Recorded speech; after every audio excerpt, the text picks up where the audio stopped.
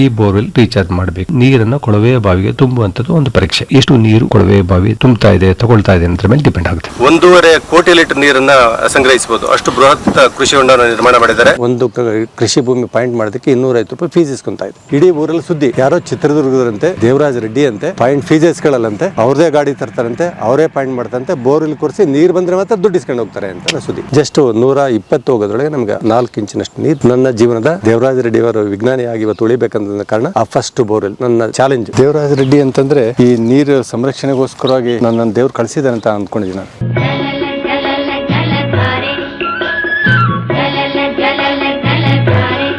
ತುಂಬ ಇದನ್ನು ಮಾಡಿ ಈ ಜಲ ಸಂರಕ್ಷಣೆ ಮಾಡಬೇಕಂತ ಸೀರಿಯಸ್ ಆಗಿ ತಗೊಂಡು ಕೆಲಸ ಮಾಡ್ತಾ ಇದ್ದಾರೆ. ಹೌದು, ತಮ್ಮ ಪರಿಚಯ ನೀವು ಮರುಪೂರ್ಣ ಮಾಡಬೇಕಂತ ಯಾಕೆ ಅನ್ನಿಸ್ತು, ಏನು, ಹೇಗೆ ಪರಿಚಯ ಆದ? ಡಾಕ್ಟರ್ ಸರೋಜಾ ಅಂತ ಹೇಳ್ಬಿಟ್ಟು ಮೆಡಿಕಲ್ ಸೂಪರಿಂಟೆಂಡೆಂಟ್ ಜಯನಗರ ಜನರಲ್ ಹಾಸ್ಪಿಟಲಲ್ಲಿ ರಿಟೈರ್ಡ್ ಆಗಿರೋದು. ಸೊ ನಮ್ಮದು ಒಂದು 9 ಎಕರೆ ಇದೆ. ಸೊ ಇನ್ನು ರಿಟೈರ್ಡ್ ಆದಮೇಲೆ ಸ್ವಲ್ಪ ಇದೆಲ್ಲ ಮಾಡಬೇಕಲ್ಲ, I have to be engaged. ಒಂಥರ ಸುಮ್ಮನೆ ಕೂತ್ಕೊಂಡ್ರೆ ಹೈಟಿಲಾಗಿ ಮಾಡಬಾರ್ದು ಅಂತ ಅಂದ್ಬಿಟ್ಟು ನಾವು ಇದು ಸ್ವಲ್ಪ ಇನ್ವಾಲ್ವ್ ಆಗಿ ಇದರಲ್ಲಿ ಇಲ್ಲಿ ಮೊದಲೇ ನಾವು ಕೊಂಡ್ಕೊಂಡಾಗಲೇ ಇಲ್ಲಿ ಮಾವಿನ ಮರ ಇತ್ತು, ಅದು ಹಾಗೆ ಈ ತೋಟ ಫುಲ್ಲು. ಆಮೇಲೆ ಹಿಂದೆ ಮಾತ್ರ ವೇಕೆಂಟ್ ಇತ್ತು, ಅಲ್ಲಿ ಸ್ವಲ್ಪ ಇದನ್ನು ಹಾಕ್ಸಿದ್ವಿ, ಶ್ರೀಗಂಧ ಮತ್ತು ಸೀಬೆಹಣ್ಣು, ಗೋವಾ ಎಲ್ಲ ಹಾಕ್ಸಿ ನೋಡ್ಕೊಳ್ತಿರ್ತೀವಿ. ಬಟ್ ರೆಗ್ಯುಲರಾಗಿ ನಾವು ಬರೋಕ್ಕಾಗಲ್ಲ, ಅದನ್ನು ವಾರಕ್ಕೆ 1-2 ದಿವಸ ಅಂತೂ ಗ್ಯಾರಂಟಿ ಬರ್ತೀವಿ, ಬಂದು ಎಲ್ಲ ಮಾಡಿಸ್ಕೊಂಡಿದ್ದೀವಿ. ಬಟ್ ಸ್ವಲ್ಪ ಪ್ರಾಬ್ಲಮ್ಸ್ ಏನಂದರೆ ಈ ಸರ್ತಿ ನೀರು ಕಡಿಮೆ ಆಗೋಯ್ತು. ಆಮೇಲೆ ಹಿಂದೆ ಬೋರು ಸ್ಟಾಪ್ ಆಯಿತು, ಮುಂದೆ ಒಂದು ಆಲ್ಮೋಸ್ಟ್ ರೆಡ್ಯೂಸ್ ಆಗಿದೆ, ಇನ್ನೊಂದು ಬೋರು ಫುಲ್ ಕಂಪ್ಲೀಟ್ ಸ್ಟಾಪ್ ಆಯಿತು. ಇವಾಗ ವರ್ಕಿಂಗ್ ಅಂದರೆ ಒಂದೇ ಒಂದು ಬೋರು ಔಟ್ ಆಫ್ 4, ಅದರಲ್ಲಿ ಇನ್ನೊಂದರಲ್ಲಿ ಸ್ವಲ್ಪ ಏನೋ ಬರ್ತಿದೆ.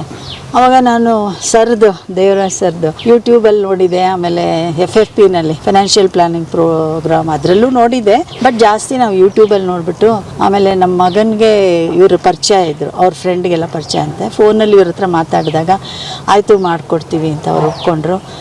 ನಾನು ಫಸ್ಟ್ ಏನು ಅಂದ್ಕೊಂಡಿದ್ದೆ, ಎಲ್ಲ ಯೂಟ್ಯೂಬಲ್ಲಿ ನೋಡ್ತಿದ್ರು, ಅಯ್ಯೋ ಇವರೆಲ್ಲ ದೊಡ್ಡವರು, ನಾವು ಕರೆದ್ರೆ ಅಷ್ಟು ದೂರದಿಂದ ಬರ್ತಾರೋ ಇಲ್ಲ, ಬೇಕಾದ್ರೆ is identified all over India ಅಲ್ಲ.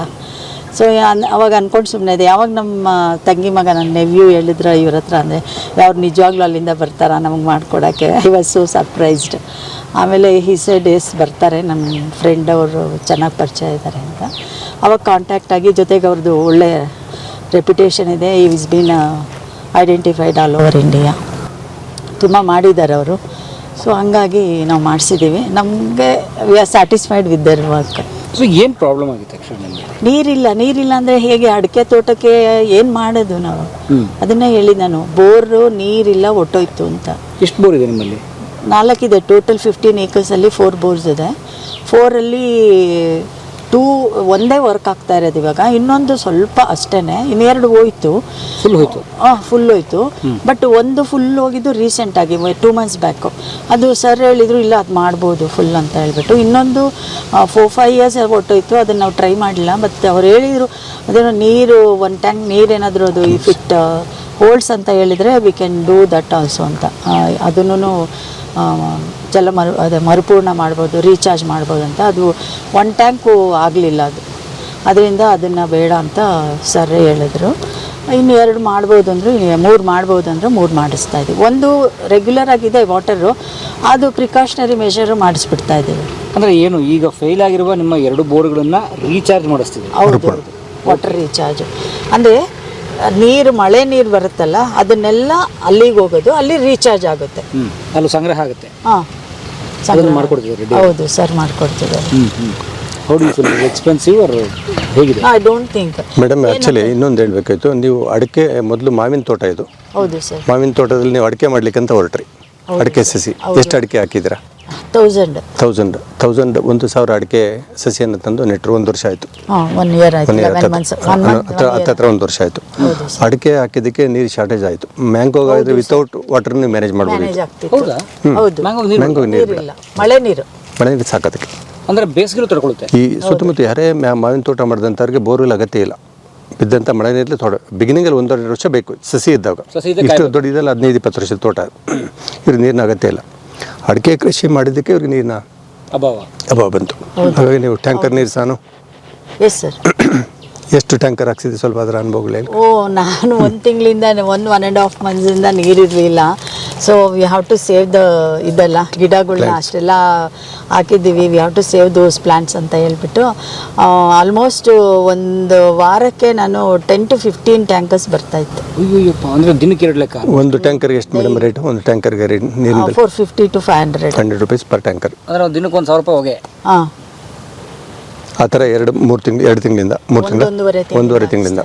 ಓ, ಈ ಕಳೆದ ಬೇಸಿಗೆ. ಹಾಂ, ಮೊನ್ನೆ ಚೂರು ಮಳೆ ಬಂದು ಅವತ್ತಿಂದ ಟ್ಯಾಂಕರ್ಗಳ ಸ್ಟಾಪ್ ಆಯಿತು. 15 ಡೇಸಿಂದ ಸ್ಟಾಪ್ ಆಯಿತು. ಬಟ್ ಹೇಳೋಕ್ಕಾಗಲ್ಲ, ಇವಾಗ ಇದೇನು ಮಳೆ ಬಂದಿಲ್ಲ ಅಂದರೆ ಮತ್ತೆ ಕ್ಯಾಪ್ಟನ್ ಮತ್ತೆ ಆ ಸೈಕಲ್ ಮತ್ತೆ ಕಂಟಿನ್ಯೂ ಆಗುತ್ತೆ. ರೀಚಾರ್ಜ್ ಆಗಬೇಕಲ್ಲ, ಮಳೆ ಬಂದರೆ ಇದು ರೀಚಾರ್ಜ್ ಆಗೋವರೆಗೂ ಮತ್ತೆ ರೀಚಾರ್ಜ್ ಆಗಬೇಕು, ನೀರು ಮತ್ತೆ ಬರಬೇಕು, ಅಲ್ಲಿವರೆಗೂ ನಿಮ್ಮ ಪರಿಹಾರ ಅವಾಗ ಮತ್ತೆ ಶಾಶ್ವತ ಪರಿಹಾರ. ಇವರು ನಾವು ಮಾಡ್ತಕ್ಕಂಥ ವಿಧಾನ ಇದೆಯಲ್ಲ, ಅದು ಒಂದು ದಿವಸದಲ್ಲ, ಪರ್ಮನೆಂಟ್ ಆಗಿ ಸಮಸ್ಯೆ, ಓಕೆ, ನೀರಿನ ಸಮಸ್ಯೆ. ನೋಡಿ ಮೇಡಮ್ ಅವರು ಅಡಿಕೆ ಕೃಷಿ ಮಾಡಿದ್ದಕ್ಕೆ ಅವ್ರಿಗೆ ನೀರಿನ ಮುಗ್ಗಟ್ಟು ಬಂದಿದ್ದು, ವಾಟರ್ ಅಭಾವ ಬಂತು. ಹಾಗಾಗಿ ಅವ್ರು ಇಮಿಡಿಯೇಟಾಗಿ ಅಲರ್ಟ್ ಆದರು. ಈಗ ಆಲ್ರೆಡಿ 1,000 ರೂಪಾಯಿ ಬರೀ ಟ್ಯಾಂಕರ್ ನೀರು ಕೊಟ್ಟಂತ. ಮಾವು ಕೃಷಿಯ ಜೊತೆಗೆ ಅವ್ರು ಅಡಿಕೆ ಶುರು ಮಾಡಿದ್ರು, ಅವಾಗ ನೀರಿನ ಸಮಸ್ಯೆ ಶುರು ಆಯಿತು. ಟ್ಯಾಂಕರ್ ಮಾವು ತೆಗಿಸಿ ಅಡಿಕೆ ಶುರು ಮಾಡಿದ್ರು. ಮಾವು ತೆಗಿಸ್ಬಿಟ್ರಿ? ಮಾವಿನ ಜಾಗದಲ್ಲಿ ಮಾವು ಇಲ್ಲ, ಅದ್ರ ಜೊತೆನಲ್ಲಿ ಬರಲ್ವಲ್ಲ, ಒಟ್ಟಿಗೆ ಬರಲ್ಲ. ಮಾವು ಇದ್ರೆ ಏನು ಸಮಸ್ಯೆ? ಮಾವಲ್ಲಿ ಈಲ್ಡ್ ಮೇಡಮ್ ಅವ್ರಿಗೆ ಮಾವಲ್ಲಿ ಈಲ್ಡ್ ಕಡಿಮೆ. 1 ಎಕರೆಗೆ ಅವರು 5,000 ರೂಪಾಯಿಯಷ್ಟು ಲಾಭ ಸಿಗುತ್ತೆ, ಜಾಸ್ತಿ ಲಾಭ ಸಿಗಲ್ಲ ಒಂದು ವರ್ಷಕ್ಕೆ. ಈ ಥರ ಒಂದು ಲೆಕ್ಕಾಚಾರ ಹಾಕ್ಕೊಂಡು ಇದು ಒಳ್ಳೆ ಫಲವತ್ತಾದ ಭೂಮಿ, ಎಲ್ಲರೂ ಅಡಿಕೆ ಮಾಡ್ತಿದ್ದಾರೆ, ಹೆಚ್ಚು ಲಾಭದಾಯಕ ಅಂತೇಳಿ ಮೇಡಮ್ ಅವರು ಅಡಿಕೆ ಕೃಷಿಗೆ ಹೋದರು. ಅಡಿಕೆ ಕೃಷಿಗೆ ಹೋಗಿ ಈಗ ಇನ್ನೂ ಬೇರೆ ಬೇರೆ ಎಕ್ಸಾಟಿಕ್ ಫುಡ್ಸ್ಗೆಲ್ಲ ಪ್ಲ್ಯಾನ್ ಮಾಡ್ತಿದ್ದಾರೆ.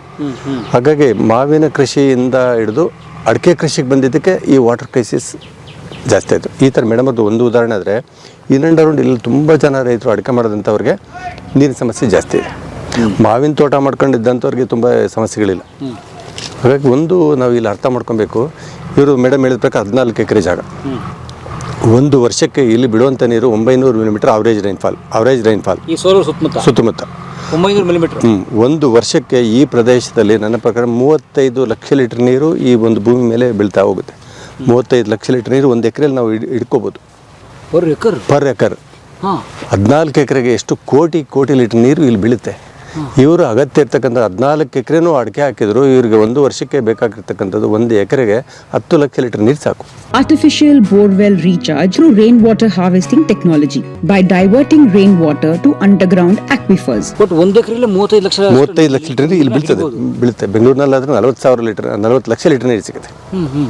ಈ ಬೆಂಗಳೂರು ಡಿಸ್ಟ್ರಿಬ್ಯೂಷನ್ ಆಫ್ ರೈನ್ಫಾಲ್ ತುಂಬ ಚೆನ್ನಾಗಿದೆ.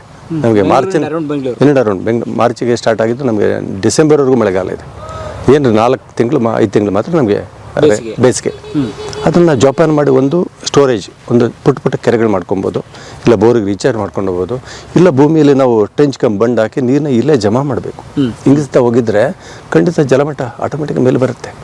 ನಮಗೆ ಮೇಲೆ ಬೀಳುವಂಥ ನೀರಿನ ಲೆಕ್ಕಾಚಾರ ನಮ್ಗೆ ಗೊತ್ತಿಲ್ಲ, ಆದರೆ ನಮ್ಮ ಬೋರ್ವೆಲ್ ಒಳಗಿರ್ತಕ್ಕಂಥ ಅಂತರ್ಜಲ ಲೆಕ್ಕಾಚಾರ ಚೆನ್ನಾಗಿ ಗೊತ್ತಿರ್ತದೆ ಎಲ್ಲ ರೈತರಿಗೂ. ಇನ್ನೂ ಬೋರ್ವೆಲ್ ಹಾಕಬೇಕು, 4ನೇ ಬೋರು, 5ನೇ ಬೋರು, ಮತ್ತೊಂದು ಬೋರು ಅಂತೇಳಿ. ಹಾಗೆ ನಾವು ಭೂಮಿ ಒಳಗಿನ ಇದನ್ನು ಬಿಟ್ಟು ಮೇಲೆ ಬಿಡುವಂಥ ನೀರಿನ ಲೆಕ್ಕಾಚಾರ ಹಿಡಿಬೇಕು.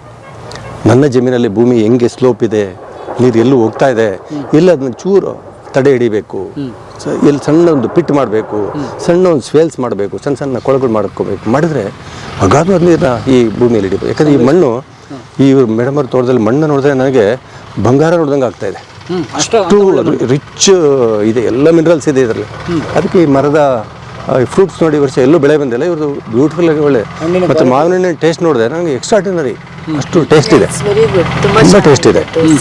ಮಲ್ಲಿಕಾ ಅಂತೇಳಿ ಆಗಿನ ಕಾಲಕ್ಕೆ ಒಂದು ಒಳ್ಳೆ ಬ್ರೀಡ್ ಸೆಲೆಕ್ಟ್ ಮಾಡಿದ್ದಾರೆ. ಅವ್ರು ಹೇಳ್ತಾರೆ 1 ಕಿಲೋ ಒಂದು ಹಣ್ಣು ಇತ್ತಂತೆ ಮೊದಲೆಲ್ಲ ಜಾಸ್ತಿ, 1 ಕಿಲೋ ಒಂದೊಂದು ಹಣ್ಣು ಇತ್ತು ಅಂತ ಇಮೇಜಿನ್ ಮಾಡ್ಕೊಳ್ಳಿ. ಅಂದರೆ ಈ ಮಣ್ಣಲ್ಲಿ ಇದರಲ್ಲಿ ಎಲ್ಲ ಶಕ್ತಿ ದೇವರು ಕೊಟ್ಟಿದ್ದಾನೆ. ನಾವು ಅದನ್ನು ಪೂರಕವಾಗಿ ಒಂದಷ್ಟು ನೀರಿನ ಜಲ ಸಂರಕ್ಷಣೆ, ಅದಕ್ಕೆ ಓಡೋ ನೀರು ನಡೆಯುವಂತೆ, ನಡೆಯೋ ನೀರು ನಿಲ್ಲುವಂತೆ, ನಿಂತ ನೀರು ಇಂಗಿಸ್ತಕ್ಕಂಥ ಕೆಲಸ ಮಾಡಬೇಕಷ್ಟೇ.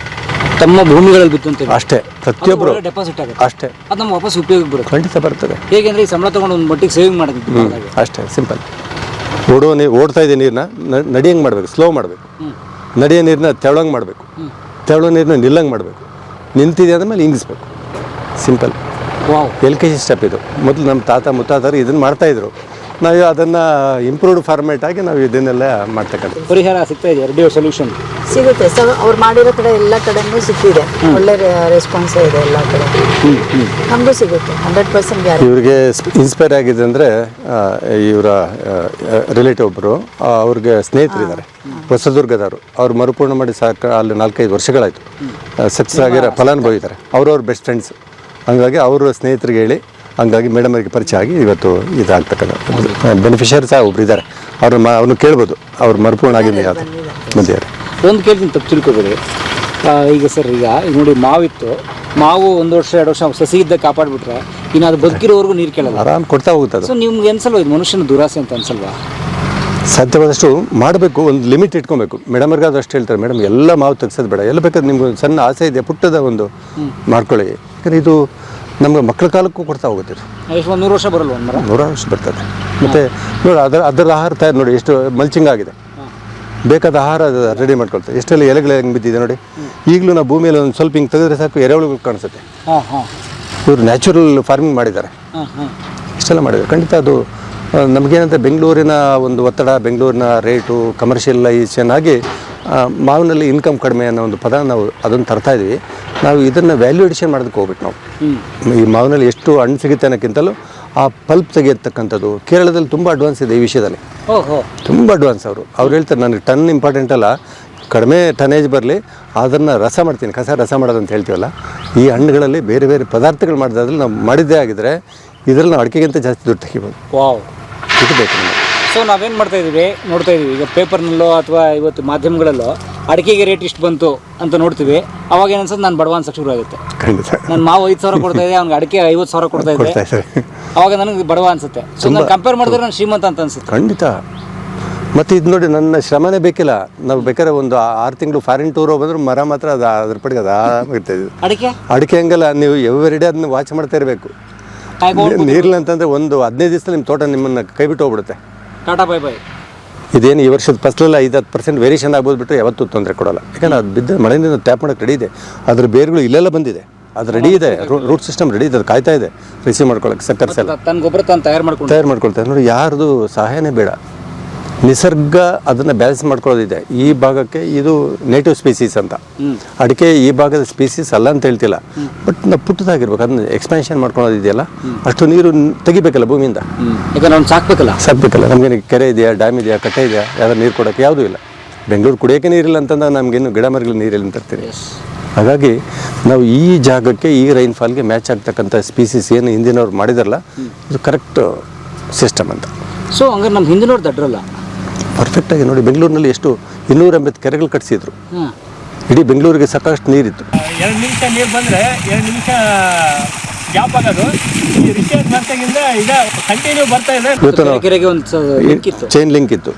ಎಷ್ಟು ಇಡೀ ಬೆಂಗಳೂರಿನ ಬಿದ್ದಂಥ 900 ಮಿಲಿಮೀಟರ್ ರೈನ್ಫಾಲು ಎಲ್ಲೂ ಒಂದು ಡ್ರಾಪ್ ನೀರು ಹೋಗ್ತಿರಲಿಲ್ಲ. ನೀರು ಈಸಿಯಾಗಿ ಭೂಮಿಗೆ ಸೇರ್ತಾ ಇತ್ತು, ನೀರು ಅಷ್ಟೇ ತೆಗಿತಾ ಇದ್ವಿ. ಇವತ್ತೇನಾಗಿದೆ, ಬೆಂಗಳೂರಿನಲ್ಲಿ ವರ್ಟಿಕಲ್ ಹೋಗ್ತಾ ಇದೀವಲ್ಲ ಮೇಲಕ್ಕೆ, ಗಗನಚುಂಬಿ ಕಟ್ಟಡ. ಒಂದು ಮನೆ ಕಟ್ಬೋದು, 25 ಮೇಲಕ್ಕೆ ನೀವು 40 ಮನೆಗಳು ಕಟ್ಕೊಟ್ರೆ ನೀರು ಎಲ್ಲಿಂದ ಸಿಗುತ್ತೆ? ಇದು ಚಾಲೆಂಜಸ್ ನಮ್ಗೆ ಆಗ್ತಕ್ಕಂಥದ್ದು. ಅಂತಲ್ಲ, ಇವಾಗ ಯಾರೇ ಏನೇ ಕೆಲಸ ಮಾಡಿದ್ರು ಸ್ಯಾಲ್ರಿ ನೋಡ್ಕೊಂತಾನೆ ಕೆಲಸ ಮಾಡ್ತಾರೆ. ಯಾರ್ಯಾರಿಗೆ ಏನೇನು ಎಜುಕೇಷನ್ ಇರ್ತೋ ಅದಕ್ಕೆ ತಕ್ಕಂತೆ ಸ್ಯಾಲ್ರಿ ಬರಬೇಕು. ಅದು ಇನ್ನೂ ಇಂಪ್ರೂವ್ ಆಗಬೇಕು, ನಾವು ಇನ್ನೂ ಮುಂದೆ ಬರಬೇಕು ಅಂತ ಹೇಳಿದರೆ ಇರೋಷ್ಟರಲ್ಲೇ ಇರಬೇಕಂದ್ರೆ ಅಷ್ಟೇ ಇರ್ತಾರೆ.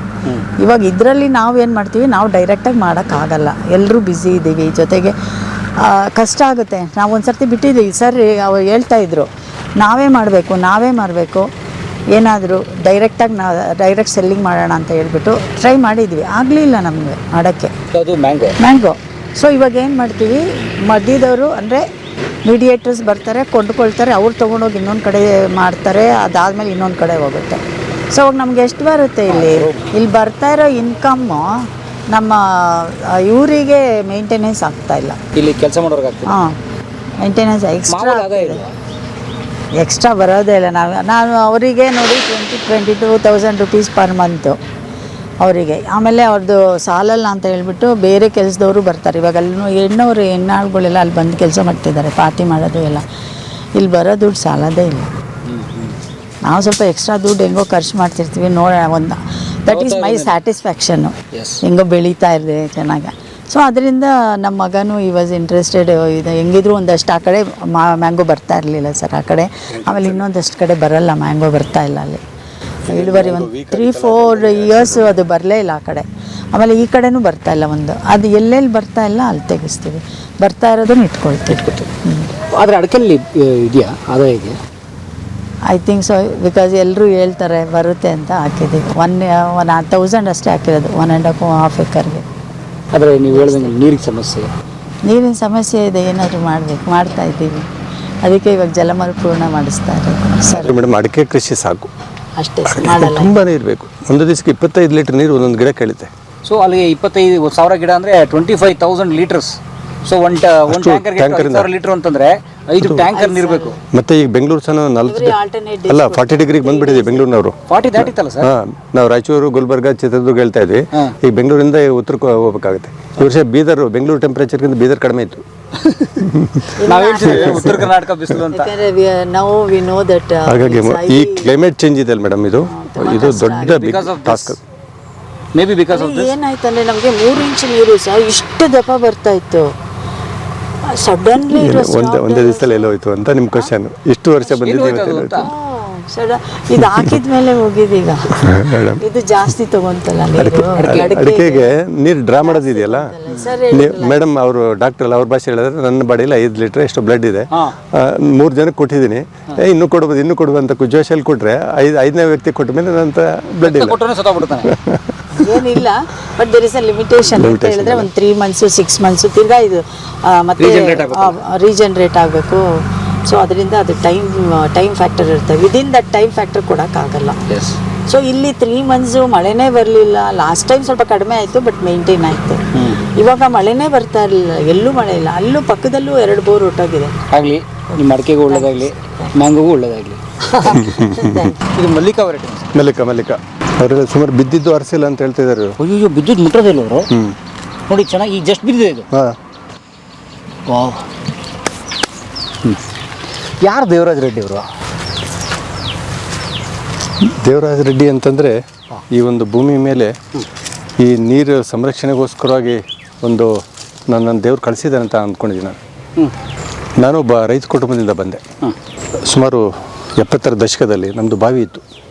ಚಿಕ್ಕ ಪುಟ್ಟ ಹುಡುಗ 3-4ನೇ ಕ್ಲಾಸಲ್ಲಿ ಹೋದಂಥ ಕಾಲಘಟ್ಟದಲ್ಲಿ ಬಾವಿಯಲ್ಲಿ ಫುಲ್ ನೀರು ಇರ್ತಕ್ಕಂಥ ಬಾವಿ.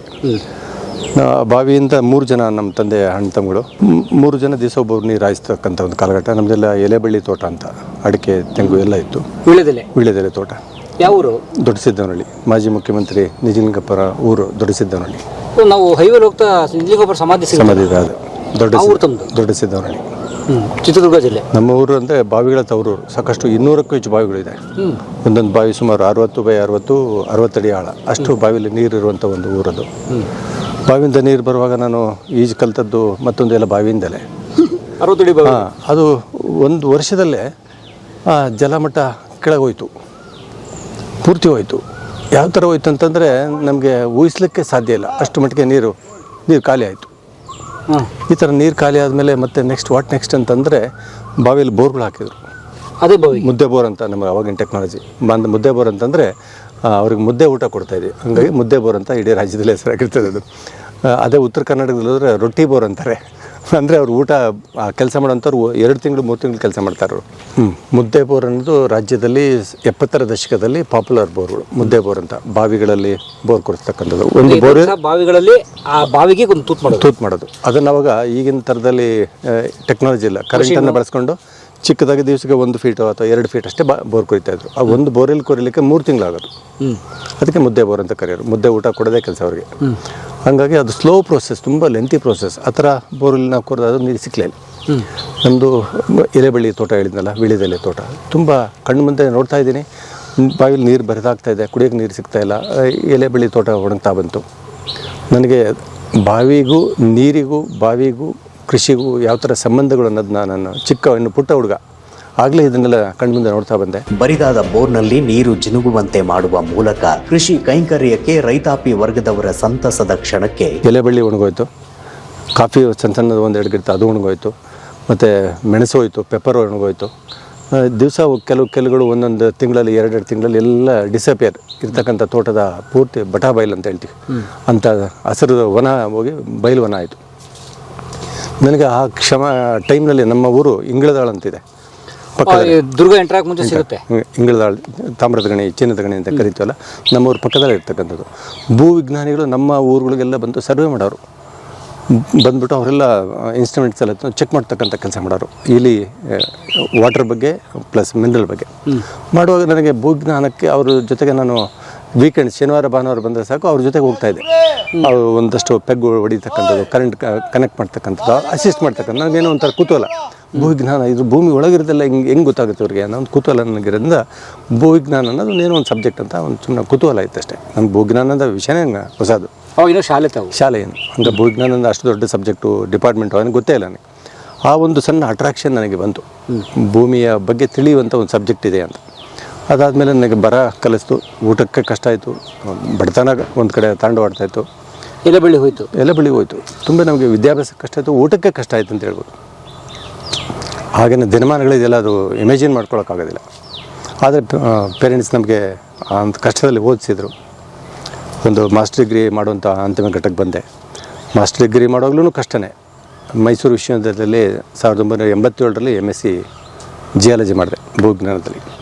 6th ರ್ಯಾಂಕ್ ಹೋಲ್ಡರ್ ನಾನು. ಅದು 87ರಲ್ಲಿ rank holder, 6th rank holder. ಯಾವುದೂ ಸರ್ಕಾರಿ ನೌಕರಿಗೆ ಅರ್ಜಿನೇ ಹಾಕಲಿಲ್ಲ. ನನಗೆ ವಿಷನ್ ಇದ್ದಿದ್ದು ಮೊದಲಿಂದ ಅಷ್ಟೇ, ಈ ನೀರಿನ ಬಗ್ಗೆ ಕಲಿಬೇಕನ್ನೋ ಒಂದು ಉದ್ದೇಶ ಇತ್ತು. ಕಲ್ತಾದ್ಮೇಲೆ ಮತ್ತೆ ಫರ್ದರ್ ಇನ್ನೊಂದು ಸ್ಟಡೀಸ್ ಬೇಕಂತೇಳಿ ಹೈದರಾಬಾದಲ್ಲಿ ಹೋಗಿ ಒಂದಷ್ಟು 4 ಜನ ಸಂಪಾದಿಸಿದೆ. ಬೆಂಗಳೂರು, ಮೈಸೂರು ನಮ್ಮ ಪ್ರೊಫೆಸರ್ಸ್ಗೂ ಅವ್ರಿಗೂ ಲಿಂಕ್ ಇತ್ತು. ನನಗೆ ಸ್ವಲ್ಪ ತೆಲುಗು ಭಾಷೆ ಬರೋದ್ರಿಂದ ಅಲ್ಲೋಗಿ ಅವರ ರೂಮಲ್ಲೇ ಇದ್ಕೊಂಡು ಒಂದು 6 ತಿಂಗಳ ಕಾಲ ಅಲ್ಲೆಲ್ಲ ಜಿಯಾಲಜಿಸ್ಟ್ ಜೊತೆಗೆಲ್ಲ ಫೀಲ್ಡ್ ವರ್ಕ್ ಹೋದೆ. ಪೂರ್ತಿ ಇನ್ಸ್ಟ್ರೂಮೆಂಟ್ ಹೆಂಗೆ ಹ್ಯಾಂಡಲ್ ಮಾಡಬೇಕಂತ ಗೊತ್ತಾಯಿತು. ಒಂದು ಇನ್ಸ್ಟ್ರೂಮೆಂಟ್ನ ತೊಗೊಂಡು ಬಂದೆ, ಒಂದು ಹೊಸ ಇನ್ಸ್ಟ್ರೂಮೆಂಟ್ನ. ಭೂಮಿಯಲ್ಲಿ ನೀರನ್ನು ಪತ್ತೆ ಮಾಡ್ತಕ್ಕಂಥ ಎಲೆಕ್ಟ್ರಾನಿಕ್ ಡಿವೈಸ್ನ ತಂದೆ. ಯಾವ ವರ್ಷ? 1987ರಲ್ಲಿ. 87 ಮುಗಿದ ತಕ್ಷಣ 87ರ ಕೊನೆ ಘಟ್ಟದಲ್ಲಿ 88ರ ಇದರಲ್ಲಿ ಅಷ್ಟೊತ್ತಿಗಾಗಲೇ ಎಕ್ವಿಪ್ಮೆಂಟ್ ಎಲ್ಲ ಇತ್ತಿತ್ತಲ್ಲ. 80ರಿಂದ ಎಲ್ಲ ಪಾಪ್ಯುಲರ್ ಆಗಿತ್ತು. ಹೈದರಾಬಾದಿಂದ ಇನ್ಸ್ಟ್ರೂಮೆಂಟ್ ಎಲ್ಲ ತಂದಾಯಿತು, ಪಾಯಿಂಟ್ ಮಾಡುವಂಥ ಕೆಲಸ ಸ್ಟಾರ್ಟ್ ಆಯಿತು. ಇನ್ನು ದೇವರಾಜ ರೆಡ್ಡಿ ಅಂದರೆ ಇನ್ನು ಸರಿಯಾಗಿ ಮೀಸಿನೇ ಬರದೇ ಇರೋ ಒಬ್ಬ ಹುಡುಗ, ಹೆಂಗೆ ಜಿಯಾಲಜಿಸ್ಟ್ ಅಷ್ಟೇ. ಜನಗಳೆಲ್ಲ ಯಾರು ಕೇಳ್ತಾಯಿದ್ರು? ಅನುಭವಿ ಭೂವಿಜ್ಞಾನಿಗಳನ್ನ ಕೇಳ್ತಾಯಿದ್ರು. ಜಿಯಾಲಜಿಸ್ಟ್ ಅಂತಂದರೆ ಸಾಕಷ್ಟು ನಾಲೆಡ್ಜ್ ಇರಬೇಕು ಅಂತ ಒಂದು ಜಿಯಾಲಜಿಸ್ಟ್ನ ಕೇಳ್ತಾಯಿದ್ರು. ಅವಾಗ ಜನಗಳೆಲ್ಲ ಕೇಳ್ತಾಯಿದ್ರು, ದೇವರಾಜ ರೆಡ್ಡಿ ಅವ್ರು ಬರ್ತೀರಿ, ಪಾಯಿಂಟ್ ಮಾಡ್ತೀರಿ. ಅವಾಗ 250 ರೂಪಾಯಿ ನನ್ನ ಫೀಸು. ಒಂದು ಕೃಷಿ ಭೂಮಿ ಪಾಯಿಂಟ್ ಮಾಡೋದಕ್ಕೆ 250 ರೂಪಾಯಿ ಫೀಸ್ ಇಸ್ಕೊತಾಯಿದ್ರು. 87ರಲ್ಲಿ ತಾವು 6ನೇ ರ್ಯಾಂಕ್ ತೊಗೊಂಡು ಪಾಸ್ ಆದಾಗ ಸರ್ಕಾರಿ ನೌಕರಿ ಸಿಕ್ಕಿರೋದು ಹೋಗಿದ್ರೆ ನಮಗೆ ಒಳ್ಳೆ ಯಾವ್ದಾರು ಬಳ್ಳಾರಿ ಅಂತ ಯಾವ್ದಾರು ಮೈನ್ಸಲ್ಲಿ ಹೋಗಿದ್ರೆ ಕೋಟಿಗಳು ಮಾಡ್ಬೋಯ್ತೇನೋ. ಬಳ್ಳಾರಿ ಸೇರ್ಕೊಂಡಿದ್ರೆ ಅಲ್ಲಿ ಜೊತೆಗೆ ಅಂಥ ಮೈನ್ಸಲ್ಲಿ ಯಾವ್ದಾರು ಸೇರ್ಕೊಂಡಿದ್ರೆ ಏನೋ ಆಗಿರ್ತಿದ್ದೆ ನಾನು ದೇವರಾಜ ರೆಡ್ಡಿ. ಆದರೆ ನನಗೆ ನೀರೇ ನನಗೆ ಬೇಕು. ನೀರಿನ ವಿಷಯ ಬಿಟ್ಟು ಬೇರೆ ವಿಷಯ ನನಗೆ ಬಂಗಾರ ಇದ್ದರೂ ನನಗೆ ನೋಡಬಾರ್ದು ಅಂತ ಇದ್ದೆ, ನಾನು ಡಿಸೈಡ್ ಮಾಡಿಬಿಟ್ಟಿದ್ದೆ. ಹಾಗಾಗಿ ನೀರೇ ನನ್ನ ಫೇವ್ರೇಟ್ ಸಬ್ಜೆಕ್ಟ್ ಆಗಿತ್ತು. ಹಾಗಾಗಿ ನನಗೆ ನೀರಿನ ಬಗ್ಗೆ ಕಲಿಬೇಕಂತಿದ್ದಾಗ ಈ ಥರ ಟಾಸ್ಕ್ ಬರೋದು.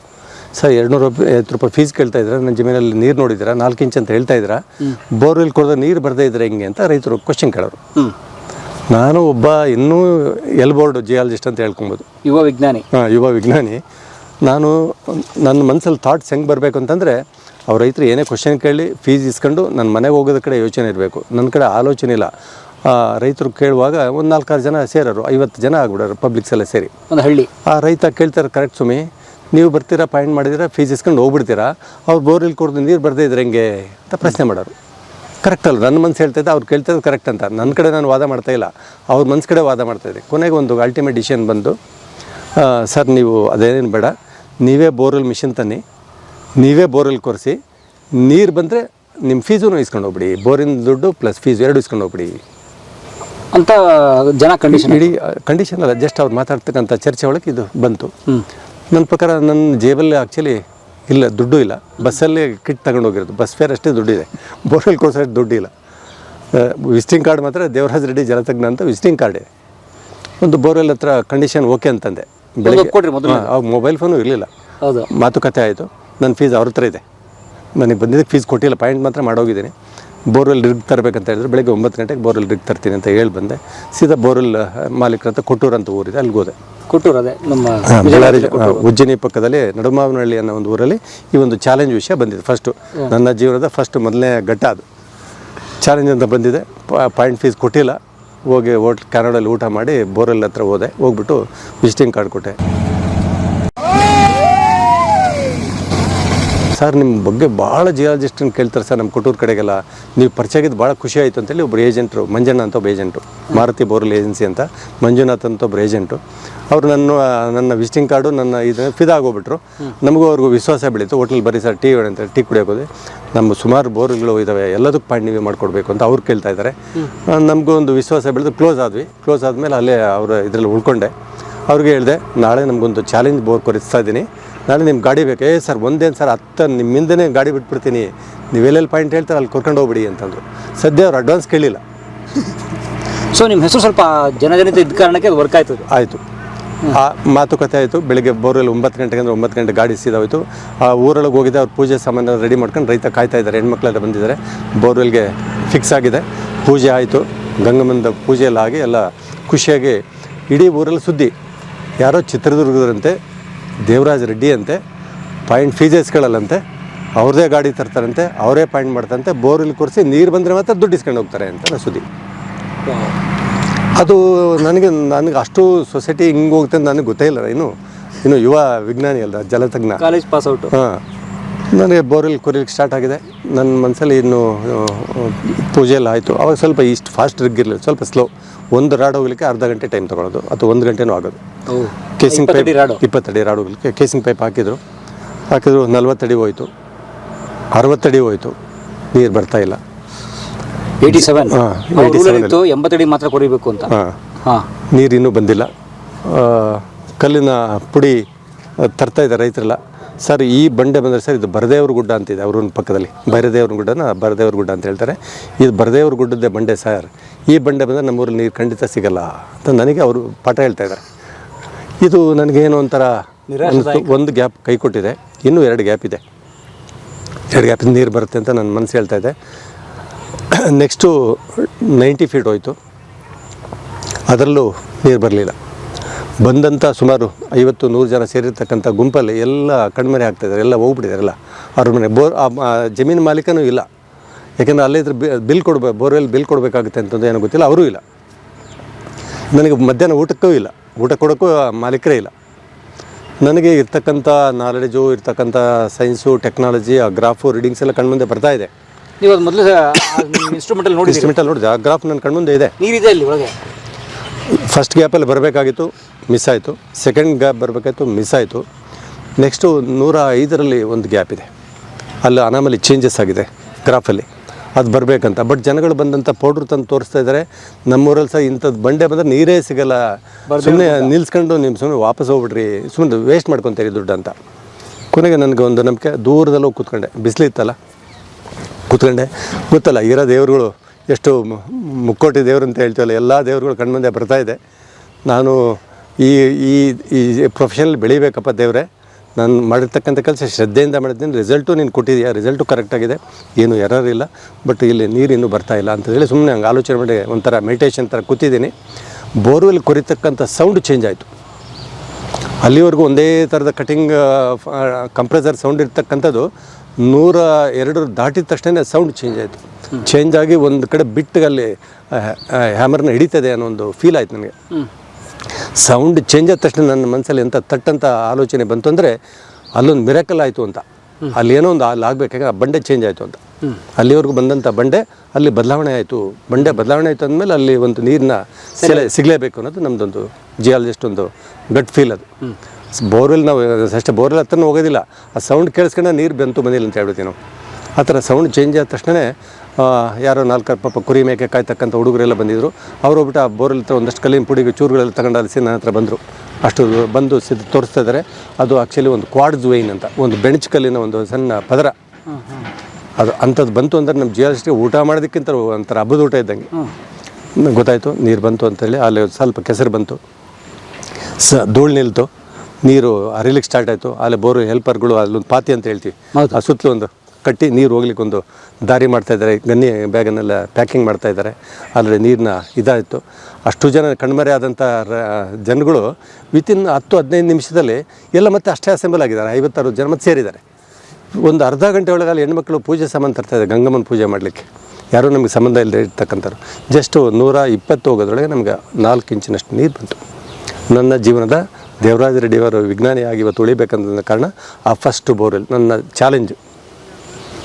ಅವತ್ತು ಜನಗಳು ಹಣವನ್ನು ಕೊಡಬೇಕಾದ್ರೆ ಆ ಪದ್ಧತಿ ಉತ್ತರ ಕರ್ನಾಟಕದವರ ಒಂದು ನಂಬಿಕೆಗಳು ಯಾವ ಥರ ಇರ್ತಂತಂದರೆ, ಚಪ್ಪಲಿ ಬಿಟ್ಟು ಆ ಹಣವನ್ನು ಪ್ಲಸ್ ಎಲೆ ಅಡಿಕೆಲಿಟ್ಟು ನಮಸ್ಕಾರ ಮಾಡಿ, ನಿಮ್ಮಿಂದ ನಮ್ಗೆ ಒಳ್ಳೆಯದಾಗಿದೆ, ಈ ಹಣ ತಗೊಂಡು ನೀವು ಜೀವನದಲ್ಲಿ ಮುಂದುವರಿ ಅಂತ ಬ್ಲೆಸ್ಸಿಂಗ್ಸ್ ಮಾಡ್ತಾರಲ್ಲ, ಅದು ಇವತ್ತು ನನಗೆ ಮರೆಯಲಾರದೆ ಅಂತ ಪಾಠ ಅದು.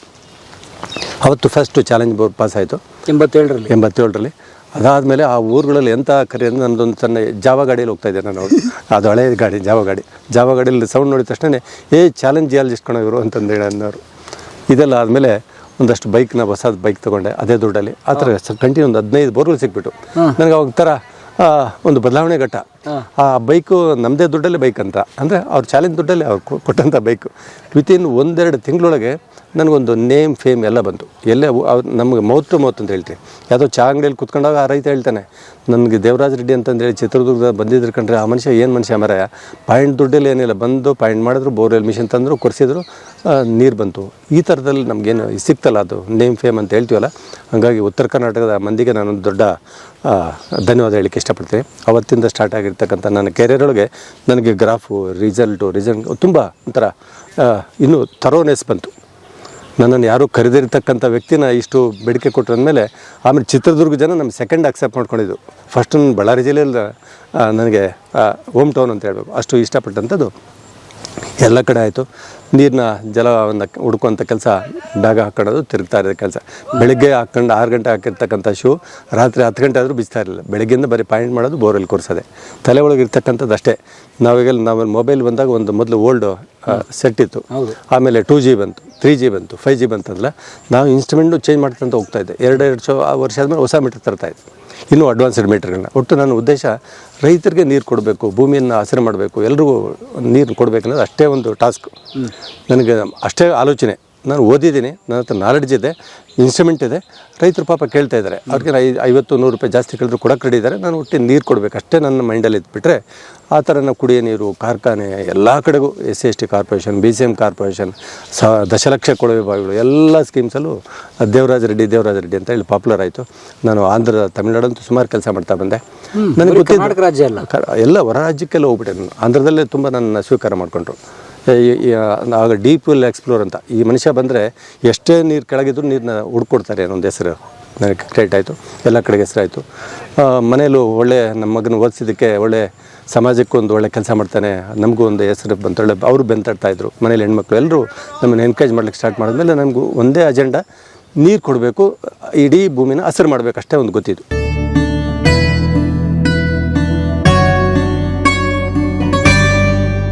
ದೇವರಾಜ ರೆಡ್ಡಿ ಅವರು ಸರದು ಕೂಡ ಒಂದು ಯೂಟ್ಯೂಬ್ ಪೇಜ್ ಇದೆ, ಡಾಕ್ಟರ್ ದೇವರಾಜ ರೆಡ್ಡಿ ಅಂತ ಹೇಳಿ ಯೂಟ್ಯೂಬಲ್ಲಿ ಹೋದ್ರೆ ಅಲ್ಲಿ ಸಹ ಬೋರ್ವೆಲ್ ಬಗ್ಗೆ, ಇಂಗುಗುಂಡಿ ಬಗ್ಗೆ, ನೀರಿನ ಬಗ್ಗೆ ಮಾಹಿತಿಯನ್ನು ತಗೊಳ್ಳಿ. ಮತ್ತೆ ವೆಬ್ಸೈಟ್ ಇದೆ, georainwaterboard.org ವೆಬ್ಸೈಟ್ ಅಲ್ಲಿ ಮಾಹಿತಿ ಇದೆ. ಸ್ನೇಹಿತರೆ, ಕಲಾ ಮಾಧ್ಯಮದ ಎಲ್ಲ ಸಂದರ್ಶನಗಳನ್ನ ನೀವೀಗ ಓದಬಹುದು. www.kalamadhyama.com ಈ ವೆಬ್ಸೈಟ್ಗೆ ವಿಸಿಟ್ ಮಾಡಿ ಇಂಟರ್ವ್ಯೂಗಳನ್ನು ಓದಿ. ಓದುವ ಸಂಸ್ಕೃತಿ ಹೆಚ್ಚಾಗಲಿ. ಧನ್ಯವಾದ.